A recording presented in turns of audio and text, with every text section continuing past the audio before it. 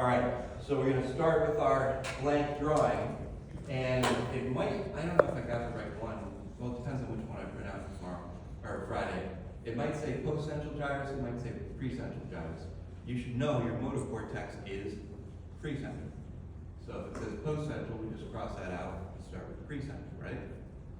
So precentral gyrus, we also call it our primary motor cortex. So if I ask you to draw the pathway for somebody who wanted to snap their, we'll do it on this case, snap their left fingers. Okay, snap their fingers on their left hand. What would be the conscious tract to be able to communicate the snapping of the fingers on the left hand? So you'd have to start in the right cortex. So you make an R for right cortex on this side, and you put your upper motor neuron in the primary motor cortex on that right side. Upper motor neuron will project down to a lower motor neuron in the spinal cord. It first has to pass through the internal capsule. That's how anything gets in or out of the cortex. It'll then travel down into the midbrain. And in the midbrain, our cortical spinal tracts travel in the cerebrospinals, or the crus cerebrae, however you want to call it. But that was the portion where our motor tracts, our descending motor tracts, are coming down. We'll then enter into the pons, and at this point, it's simply going to be the cortical spinal tract. It's our conscious motor systems heading on down. We'll make our way down into the medulla as our cortical spinal tract, and we'll be traveling in our pyramids, because the pyramids are where the conscious motor systems for the cortical spinal tracts travel. At the end of the medulla, though, we're going to get to an area before the spinal cord that we said was our spinal cord medullary transition, and that was where we found our pyramidal decussation. Pyramidal decussation would be where the pyramids cross. Since this is a lateral cortical spinal tract, this is a conscious movement of the upper, of the distal extremities, we wouldn't necessarily cross at our pyramidal decussation. Now we descend down our lateral funiculus of the spinal cord. And at this point, we'd be calling it the lateral cortical spinal tract. Lateral cortical spinal tract would then communicate to lower motor neurons in the ventral horns of the spinal cord. And then those lower motor neurons would communicate out to our distal muscles. And that's the lateral cortical spinal tract.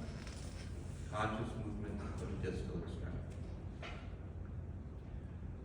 Now, what would be different if this was conscious movement of a medial musculature? In this case, it would be our anterior cortical spinal tract carrying this information. We'd start up in the primary motor cortex, descend down through our internal capsule, through our crus cerebrae, just like we did with the lateral cortical spinal tract. And simply, we could just be calling it the cortical spinal tract. Make our way down and travel in the pyramids, because that's where our conscious motor goes. But when we get down to the pyramidal decussation, are we going to cross? No. Our medial musculature is going to stay ipsilateral. It'll travel down now in our anterior cortical spinal tract, which is in the anterior funiculus. So you should label it anterior funiculus as well. In fact, I didn't label lateral funiculus here, but label the lateral funiculus and the anterior funiculus. We make our way down to our destination, and now one of the fun things about our anterior cortical spinal tract is while it travels ipsilaterally, a lot of times it synapses bilaterally. And so once you get to the destination, what you would do is just simply split. Talk to the ipsilateral side and decussate and talk to the contralateral side. From there, it would head to medial musculature. Make sense? All right, so I'll probably, since we're just doing this drawing, I'll probably have two separate drawings instead of do it on one. I'll have one for medial musculature, one for distal extremities. And so it wouldn't look like this. You would either cross or you would stay ipsilateral and then cross. Make sense? All right, good.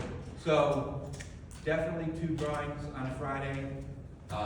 First thing to probably do before you even start with the rest of the exam, because then you can keep the drawings as long as you did them correctly. It's going to be informative for a lot of the questions on the rest of the exam.